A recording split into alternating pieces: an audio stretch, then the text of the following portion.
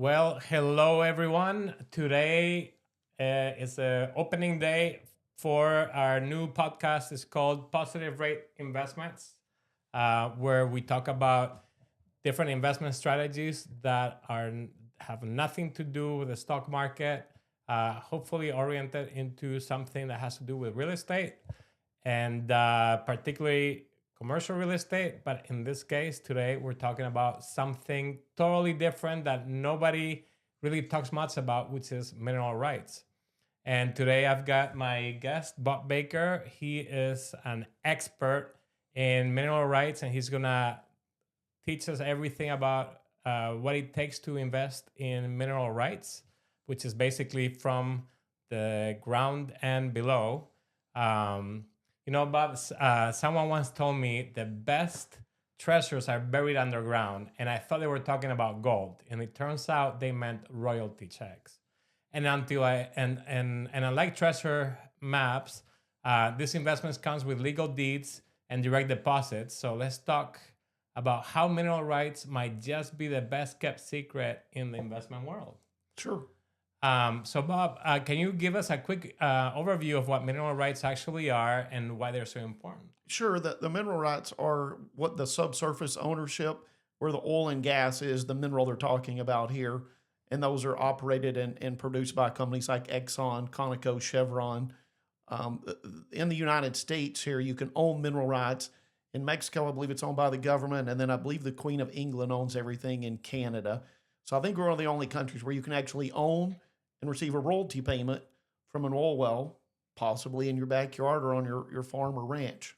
So, if we look at that carefully, whenever we buy property here in the U.S. or at least here in Texas, I don't know about other states in particular, it may be different, but here in Texas, when you're buying property, where you buying your house or you're buying commercial real estate, you're buying from the ground up, correct? True.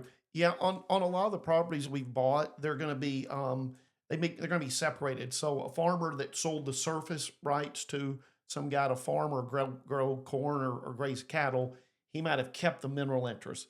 Sometimes on these properties, you're going to get surface and minerals. We don't ever want to own the surface because I don't want to pay property tax. I don't want to mow it. I don't want any liability. So if you own the surface, you're going to have expenses. If you're just owning the mineral interest, there's no property tax and there's no insurance. Everything we own is subsurface. There's not a building under the ground to pay tax on Ex- or insurance on. exactly. So there, it seems fairly easy and different, but it's still a real estate asset class, It right? is. It's considered real property by the IRS. It's under the IRS code 1031.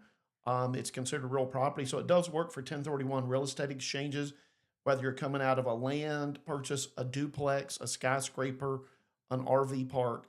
All of those are titled property. And on these mineral deeds, you're going to get a deed, a title to that acreage. And then Exxon or Chevron, whoever the operator would recognize you as the new owner, then you're going to get a royalty payment every month. And then 15% of that money is also tax free. There's a tax break on the cash flow, but it's a passive income stream. No tenants, no toilets, no termites. That's awesome. So how did you get started in mineral rights? I was in the business originally doing working interest, very high risk. You're going to put money into a drilling venture, and basically you're going to own a 7-inch hole in the ground like a coffee can. If the well hits, it's great. You're going to get some revenue back. If it doesn't, all you've got is a tax write off. So it's very high risk. It's like going to Vegas and rolling the dice. A way to get around the high risk is buying a mineral deed property with numerous wells. We've bought and sold over 300 parcels in the Permian Basin. That's the number one oil field here in the U.S. Um, one of the properties I bought a couple of years ago had 100 wells. There's now 200 wells. I buy them early stage development where there may be 10 wells. It could grow into 20 or 30 wells. I want to have that upside for growth because we can't really forecast where the price of oil or the production is going to be on these wells in 20 or 30 years. But in the Permian, there's two main formations, Wolfcamp and Sprayberry. Those typically have a life of 20 plus years, and that's kind of normal out here. And somebody could 1031 into a mineral deed for 1031 purposes. If you're not familiar, Oh Carlos yeah. and I could expand on that. But they could 1031 into a mineral deed or 1031 out of one. Could be a parking place. So, one of the, I would say one of the misconceptions that people have about investing in mineral rights is that you are, of course, we see the high risk of just buying into a piece of land where you're going to drill and then there's nothing there, and that's high risk. But this is not what we're talking about, and that's where people get confused. We're talking about buying the mineral rights of an already income producing property, correct? Correct. Yeah, most of the properties we buy are going to be with companies you've heard of like Exxon, Conoco, Chevron, Chesapeake. There's a couple of smaller operators, smaller in comparison to Exxon, but SM is one, Jagged Peak's another. Those are still huge companies, and they have track records of drilling successful wells. So we're wanting to buy properties that have producing wells on there, and there's a stack of formations out here in the Permian. There's not just one zone, there's multiple zones that these operators drill down into. And now they're drilling very long horizontals. They used to be 1 mile, then 2 mile, 3 mile. There's now 4 mile horizontally drilled wells out here. They're about 10,000 foot deep, somewhere around $10 million roughly to drill one of these wells. So they're expensive. It's a large vested interest for whether it's Conoco, Exxon, Chevron, whoever the operator. They've got a lot of outlay of cash here. And so they want to recoup a multiple return, just like our partners that buy these mineral deeds from us. We're looking for a multiple return. We're looking for 3 or 4 times our money back over the life of the property. So basically, we've got the landowner that owns the land, the land rights, surface Yes, and up, and then that landowner is, I'm guessing, leasing access to the oil companies to come over there and dig. true.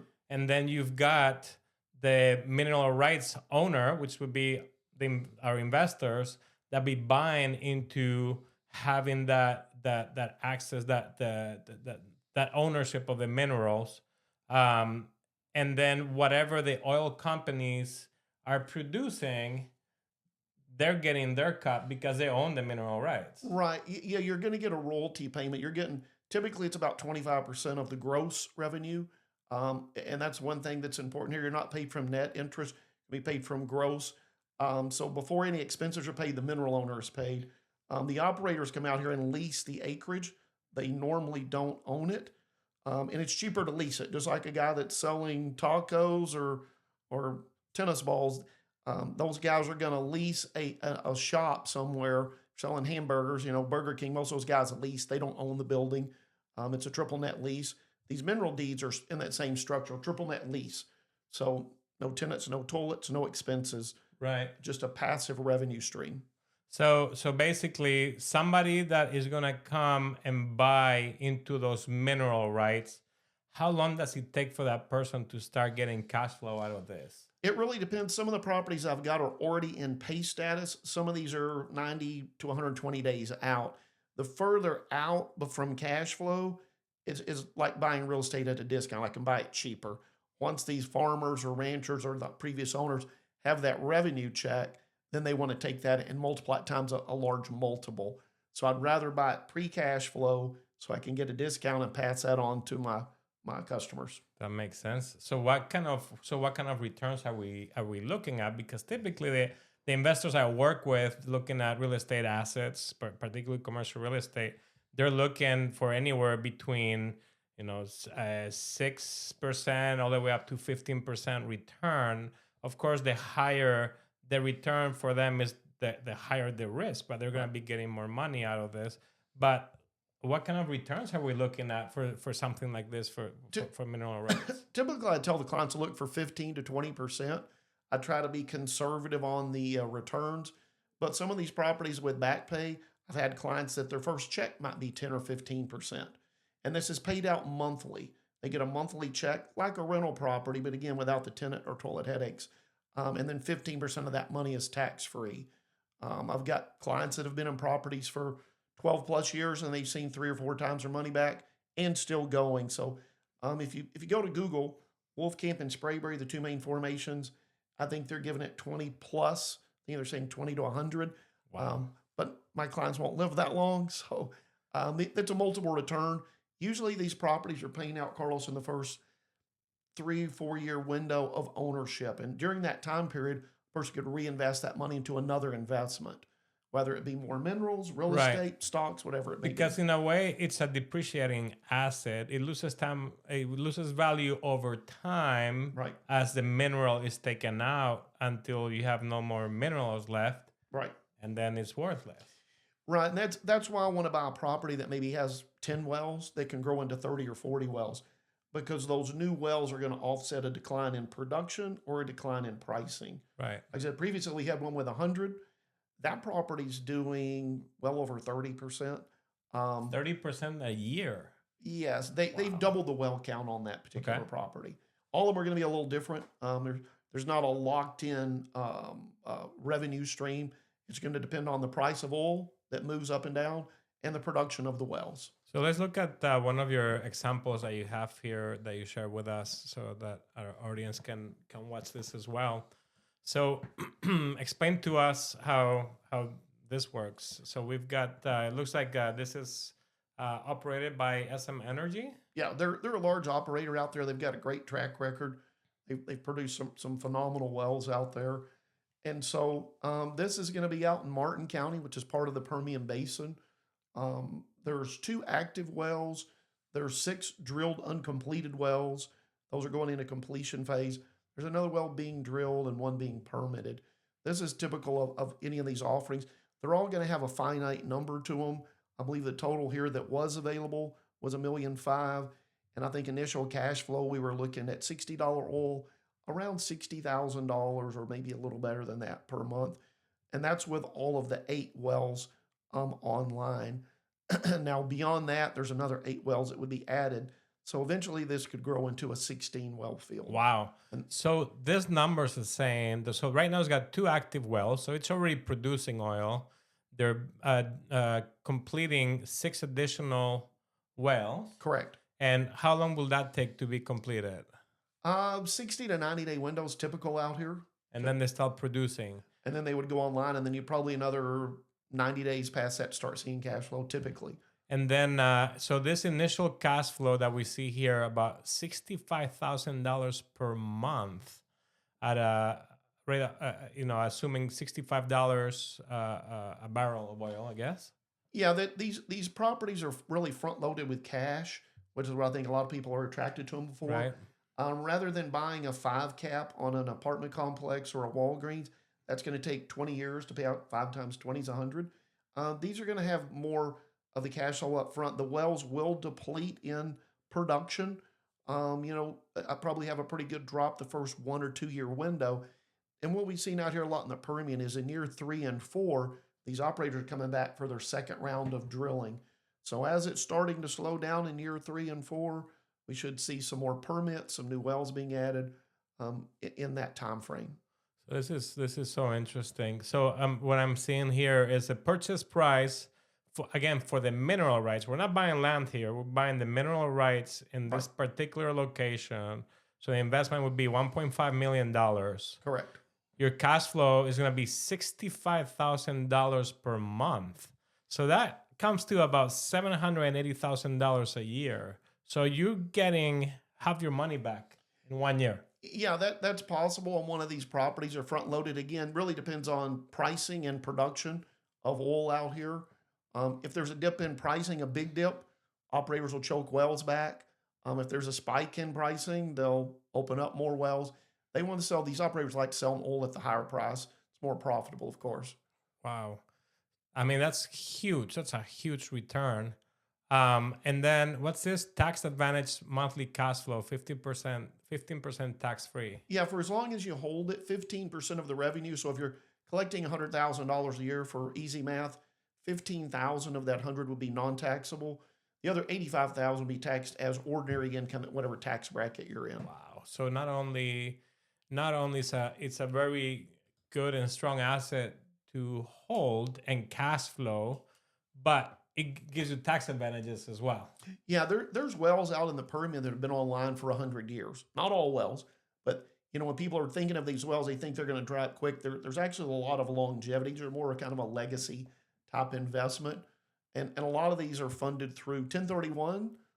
Some folks are buying these as a cash investment, and some folks are buying these mineral deeds inside of their IRA. You can own a duplex. You can own gold or silver inside of your IRA. You could also own a mineral deed that's going to give you some real growth in that IRA. So those are kind of the three avenues these are typically funded through. So what kind of so let's talk about the risk aspect of this type of investment.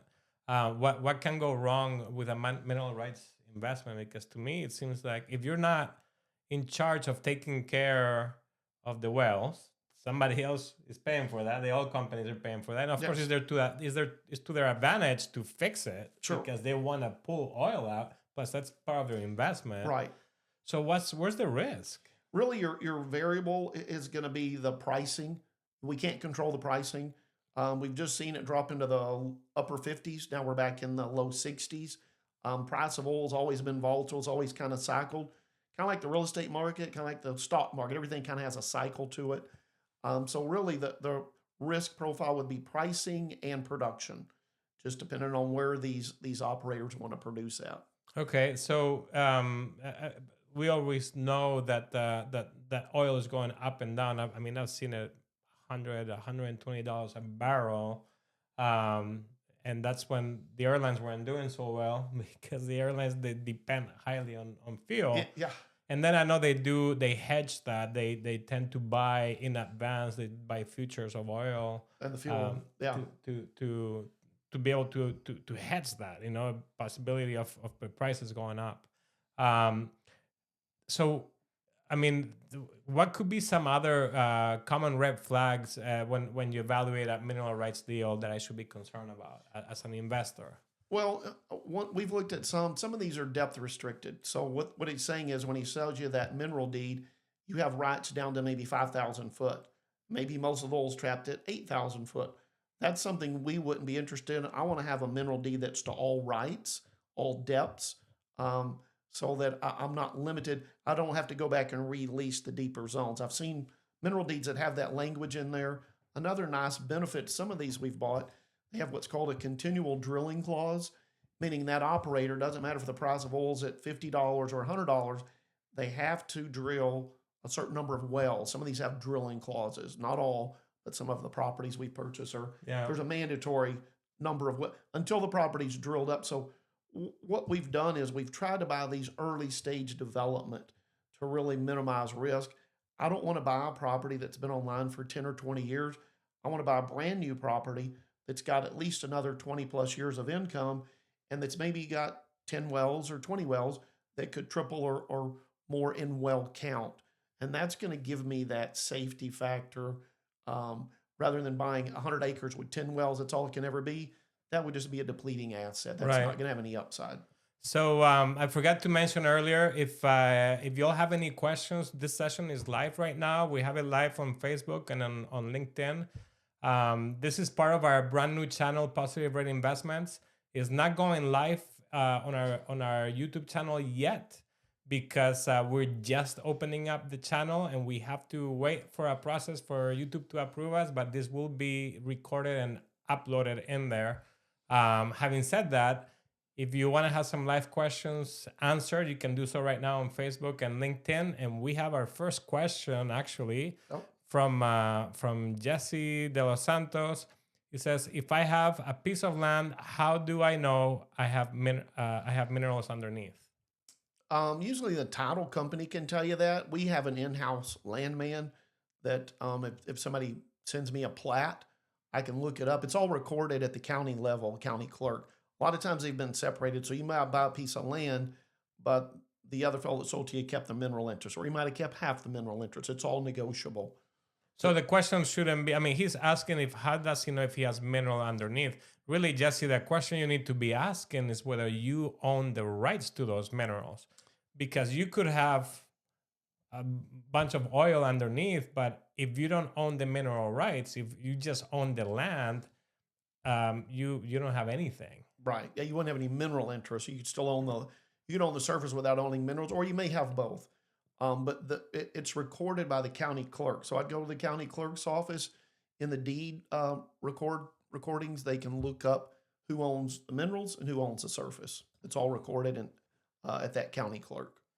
Thank you for your question, Jesse. And as I said, if there's anybody else that has questions, you can go ahead. We're going to be here for for several more minutes, for probably about another 10, 15 more minutes. Let me go for the next question. How important is geographic location? Are there certain basins that are better than others? Yeah, so that's very important. We've bought stuff in Colorado before. We've bought stuff in Ohio, Kansas, Louisiana, Oklahoma. But the number one oil field here in the United States is going to be the Permian Basin. It's if you're wanting to buy the best real estate, you want Manhattan or L.A. or Lake Tahoe. In Dallas, you want Highland Park. That's going to be the best area for investment. Um, but on a mineral deed, you want Permian Basin. That's going to be the number one. It's the most drilling activity there, no matter where the price of oil is going. That's where 70% of all the oil for the United States comes from, West Texas. There's about 10 or 12 counties that make up the Permian Basin area. Wow. So it's the best. So how has the market for mineral rights changed in the last 5 to 10 years? It's become a little more commonplace. It's still not widely known by most real estate investors. Even some CPAs we run across from time to time tell their clients that no, you can't 1031 into a mineral deed. But if they go look at the 1031 code, underneath there it says mineral rights are considered real property. So it does qualify. And it goes, and you still get a deed for that too. You get right? a deed from the county clerk. Yeah. Yeah, so it is. So, Like this would be in Martin County. property. They're going to record the interest here. Once that deed's recorded, I'm going to send a copy of the deed to the operator here, SM. They're going to look at that deed, make sure everything is spelt correctly, recorded, acreage-wise, percentage-wise. Once they verify that information, then they're going to send a division order. Following the division order would be a revenue check. And once the checks start, it's every 30-day cycle. So you get paid monthly? Monthly, just like a rental property. Yeah. Wow. Except that you're not dealing with a person tenant, or somebody calling you at 2 a.m. at their air conditioning and doesn't work. Right. Yeah, this is really ideally suited for some of the older guys. We got a lot of guys that want to get out of the rental property because of the houses are old when they bought them. They're older now. The maintenance, the insurance has gone up. The property tax has gone up. The revenue stream has shrunk because of those expenses going up. So this is going to give somebody a passive revenue stream, and there's no expenses. We don't pay property tax on a mineral deed, and we don't pay any insurance because we're paying insurance on the structure typically, but there's no structure under the ground here. So are institutional investors moving to this type of space more aggressively as well? They have, I believe, some of the larger institutional, American Airlines, U.S. Steel, General Motors.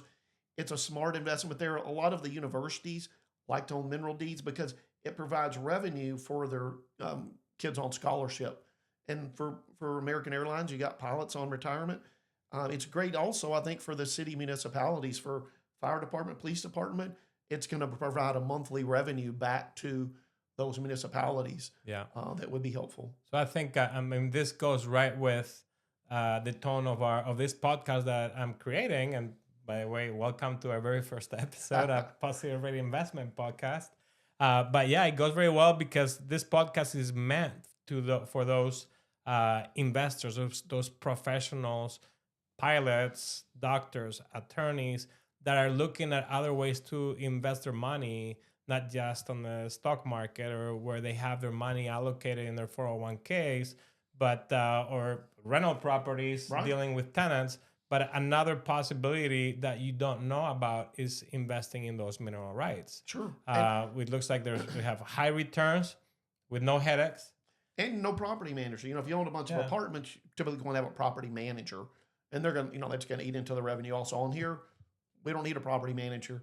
You're going to get a check, or you could get a hard copy check, or you can get an automatic deposit every month. You choose how you want to be paid from the operator. But every month they also send a full accounting statement of how much oil, how much gas on each individual well. It's important to have that in case anybody wanted to resell their interest. Where did the money come from? If you're getting $10,000 a month, you have a full run statement to show that revenue stream, where it was derived from every single month down to the penny.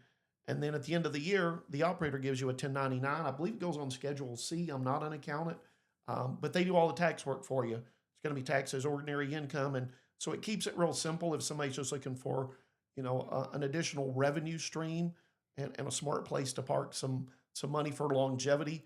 And a lot of these are going to be legacy investments that are going to pass to children or even their grandchildren, great-grandchildren. Again, these mineral deeds are very long lived. Wow. So what's a typical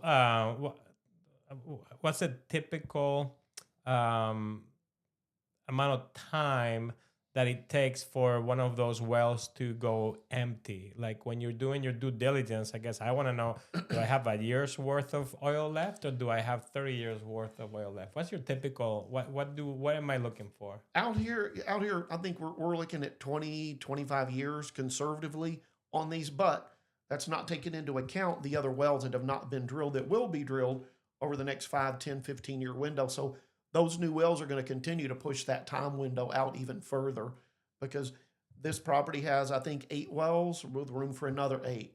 Those next 8 wells will be drilled over the next few years. So again, the time window will keep pushed out as more wells are drilled. So we have another question here also from Jesse. Jesse, thank you for participating. I know you tend to come to most of our podcasts, and I really appreciate you because I love your questions.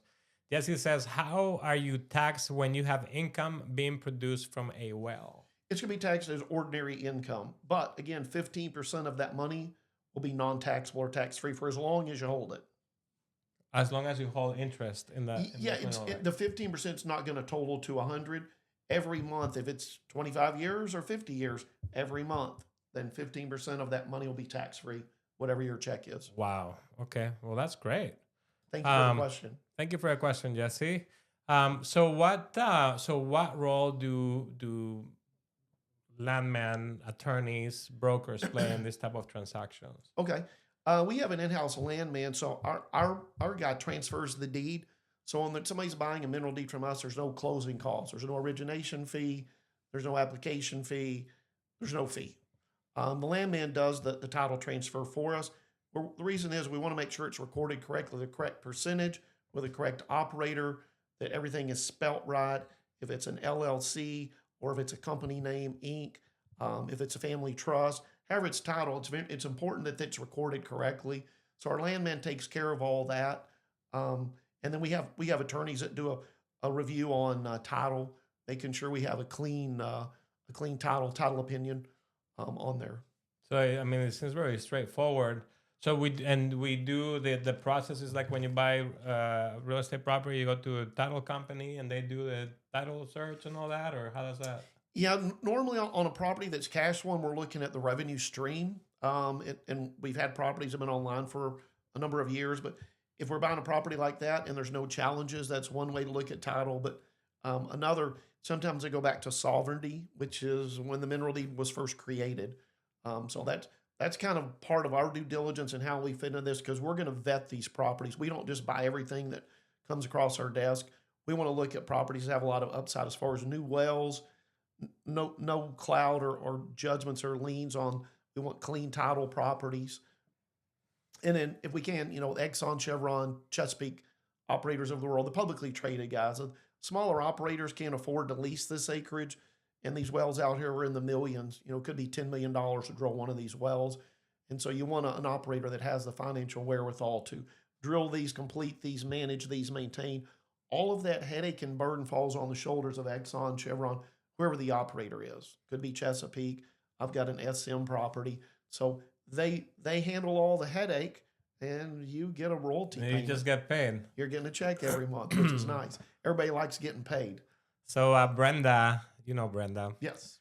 She's asking, for those of you that don't know, Brenda's my wife, and also also part of our team at Let's Like Crew, where we help investors buy into commercial real estate and other assets, now including mineral rights. We're going to start getting more involved in this as well, and guiding our clients into doing this kind of investments. So Brenda is asking, what's the buying process for a new investor? What kind of documentation and support? Is there a detailed mineral deed, lease agreement, or other contracts available for review? Then she also asks, do they consult mineral rights attorneys or landman? And are there professional assessments such as geological surveys and engineering reports? Sure. On starting out, number one, on the minerals, these are all already leased, so the lease terms are already set by Exxon or Chevron before that first well was drilled. How long are those leases for? It's a term called held by production, HBP. So as long as they're producing wells, on the one with 8 wells, there's another 8 wells. So as long as they're continuing to produce any oil or gas from any of these properties, which again we think will be probably in that 20-25 year window or longer, that lease will stay intact. And that's typically how all of these are handled, is HBP, held by production. Okay. And then she says, do they consult mineral rights attorneys or a landman? We do. We have an oil and gas attorney that we have him help look at these properties, the title on these and the leases on these, because there's some legal jargon in there that you need an attorney to. So help decipher. I think she's asking more on the her client side. I mean, you as the seller, you're gonna have your own landman and attorneys, but if it was an investor buying that they want to do their due diligence as well. It's really pretty simple. I have a landman. I've already vetted the property, so somebody can just walk through, and I'm going to tell them how many acres, how many wells are currently there, and what we think additional wells could be added. And then we've got a pretty good idea. There's literally thousands of these wells in the Permian Basin, and they're all different aged wells. Some were drilled yesterday, some are a year old, 2 years old, 5. So that way they're able to gauge a life on how long a well's going to produce out of whether it's in the Wolfcamp or the Sprayberry, because they're different aged wells, and there's literally thousands of them in close proximity to out here. They're literally mapping the fields out. So there's a lot of comps, just like buying a house in Highland Park or up here in Louisville. You're going to go look at the comps and see what they're selling at. The same, we're going to look and see what the production on a 1 year, 2 year, 5 year at the wells are out here. So that way we have a good idea of what that life expectancy is of that well, or the field of wells is typically what you're buying. And then her next question was, are there professional assessments such as geological surveys, engineering reports? Or what would you call We them? have surveys and plat maps of all this acreage out here. And again, we're going to go back.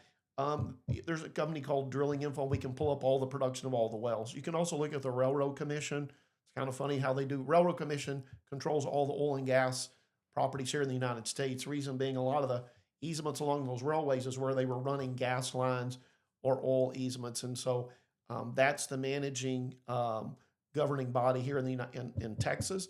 If you get into Oklahoma, you're going to deal with the, I believe, Land Commission, and there's in other states, different governing bodies that watch and control. They set how many wells can be drilled on the acreage, what the production is, how deep. They set a lot of those limits or perimeters out there. So, and then on the investment side, I know what the slide that we showed earlier, it had a purchase price of 1.5 million. When I've talked to you in the past, you've shown me several other case studies where the price varies. You've got some of $1 million, you've got some of $500,000, you've even have some of 50,000. Right. It really depends. We buy in tranches. I try to keep a diverse portfolio of properties available. And if somebody has 250,000 or 500,000, we normally recommend 2 or 3 properties at $1 million, 3 or 4 properties, because if you own 5,000 acres versus 1,000 acres, the likelihood of a new well being added to a larger acreage exposure is going to be sooner, and it's going to be more often than if you have a smaller acreage hold. All of these are going to be unitized property, so you don't have to own the entire unit to be paid. So sometimes we may own 100 acres out of a 2,000 acre parcel. So it's a shared revenue pool between everybody inside of that boundary line, whether we own 100 acres, 200 acres, or the entire maybe 2,000 acre unit, whatever that unit size may be. So you're basically, you invest in the amount of money that you can invest in there, whether it's $1 million, whether it's 250,000, but still the return should be the same. I mean, Right. if it's producing Exactly. a 30 Yeah. or 40% return, you're still gonna get the same return regardless on the amount of investment you get. Sure. So this type of investment is not just for those with $1 million in cash, but could also work for those with $50,000 in cash. Correct. And the nice thing on the mineral deed is I can accommodate any odd dollar amount. So sometimes on these exchanges, a guy may have $127,000 left over, or he may have sold a piece of land and all he got was $79,000. I can accommodate and park that right into the property to clean up the 1031 or if that's what they've got in their checking account. Doesn't have to be sold in $100 or $200,000 increments.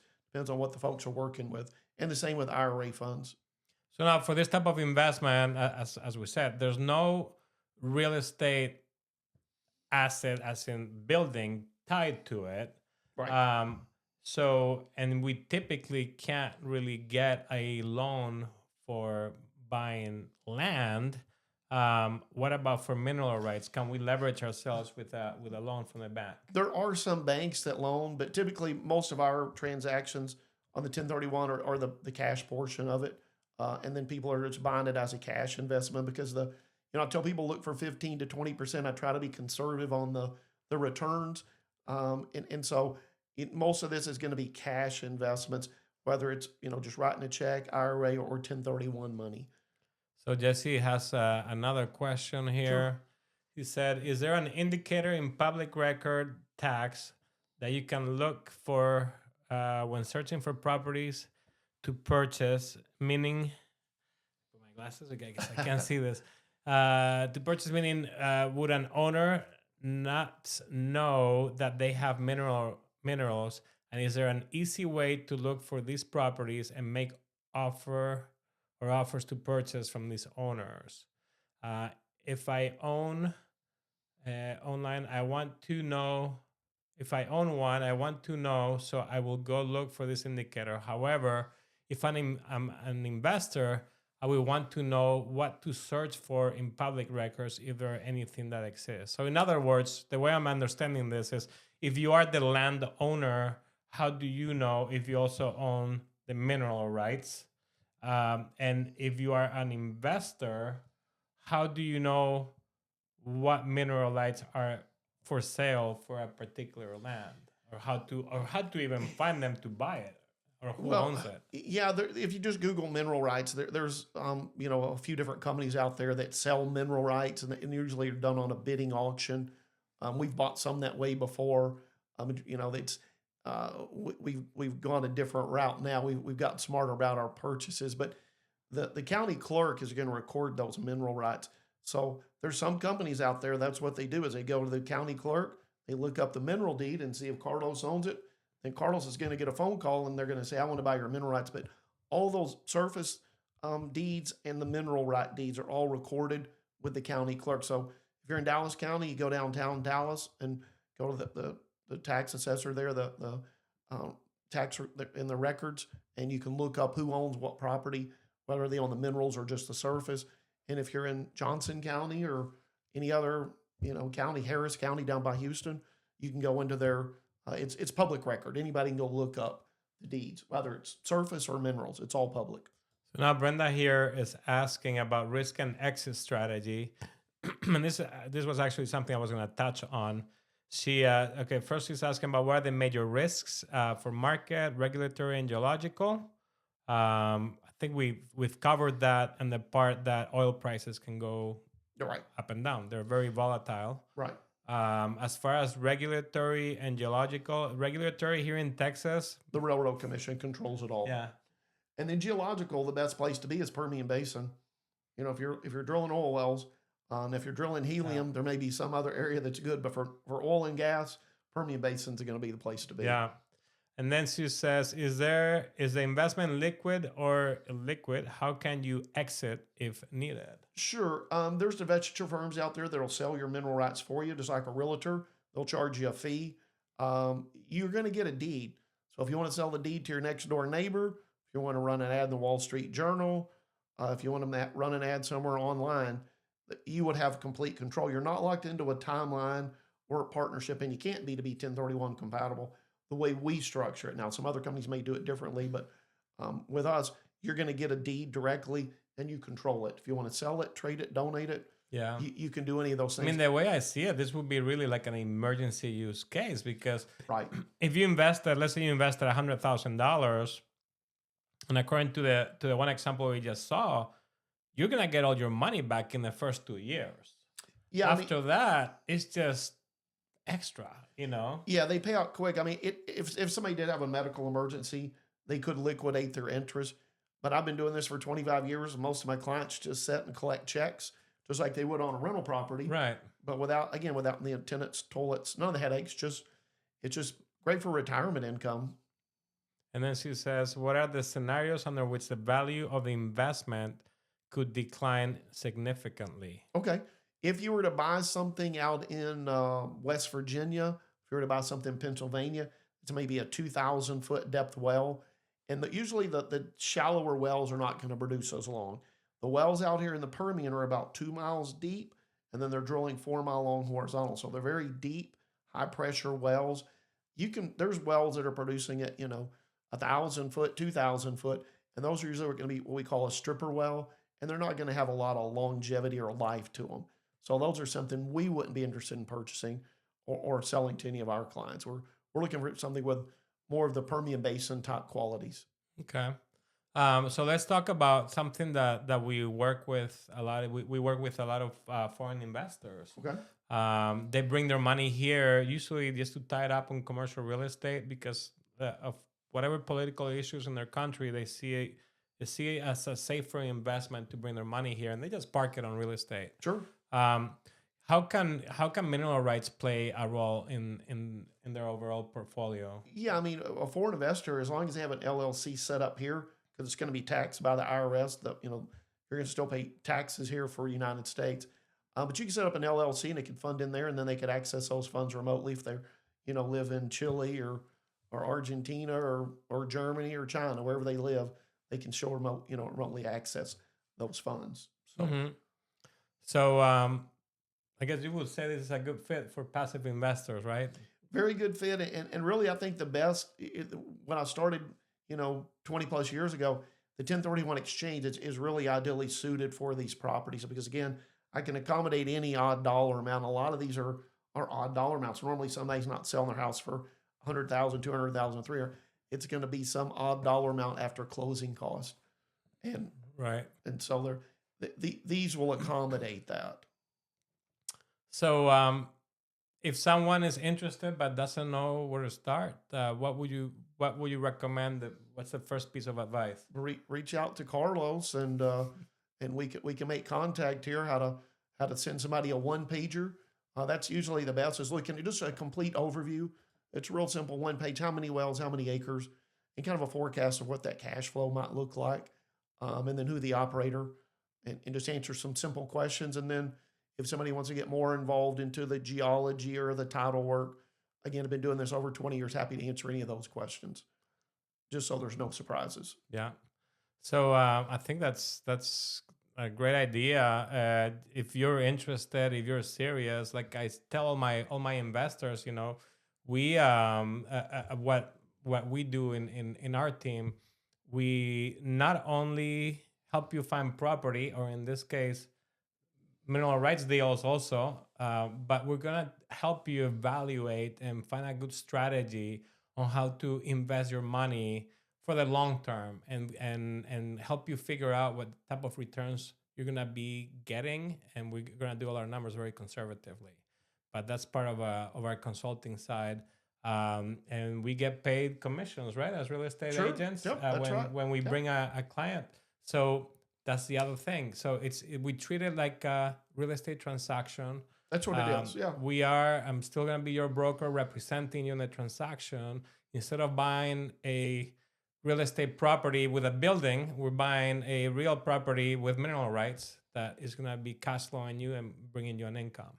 Yeah, it's a way for a lot of these guys to diversify, I think. So if somebody has a lot of 5 or 6%, apartment complexes or something, and you blend that together, maybe you're getting a better tax write-off with the brick and mortar as depreciation, and then the royalties are bringing in a little higher income, and you kind of marry those two together, if you will, and they kind of complement each other because revenue stream typically here is going to be a lot stronger again because not having to pay property tax, not having to pay insurance, and those usually are two big expenses. If you own a house, a duplex, apartments, any type of brick and mortar real estate, those are expensive and you got to pay them. Well, I think we've covered pretty much everything. Is there anything else that you can think about that we haven't covered? I think that covers a lot. If we get some questions back, then we'll be happy to email back, text back. So as I said before, I'm going to, this was a live session. The recording of this is going to be edited. We're going to put it up in our YouTube channel. Positive Rate Investment Podcast. Start subscribing. We just opened it, so it may be a little bit harder to find, but it's there. I'm also going to be at some point. We'll bring you back and we'll Perfect. interview Yeah, again. thank you. For the first one, this first one, we just decided to just go at it. Let's go live and record it. The next one, we'll probably pre-announce it, and we'll do the same format because I'm sure there's going to be a lot more people interested in participating and asking questions. So we'll come back here and we'll do the same presentation maybe in a couple of weeks. Yeah, maybe with some new questions. Yeah. Thank you. And some new examples. Maybe we can bring them some additional examples and on different. The property here, that one's primarily crude oil. Some are weighted more towards natural gas, some towards crude oil. Depends on where the pricing is. We're looking at more gas right now because the price is up, and the forecast for natural gas this coming winters to be 4+. And some of these properties we've using $250, $350 as a purchase price. So buying it at a discount and enjoy the higher revenue. That's right. And don't worry about tenants, toilets, or termites. That's right. All right. Thank you so much, Bob, for coming here Carlos. with us on our very first podcast here at Positive Rate Investments. And we'll have to do it again. That sounds great. Thank you. Thank you. Have a great day. Bye.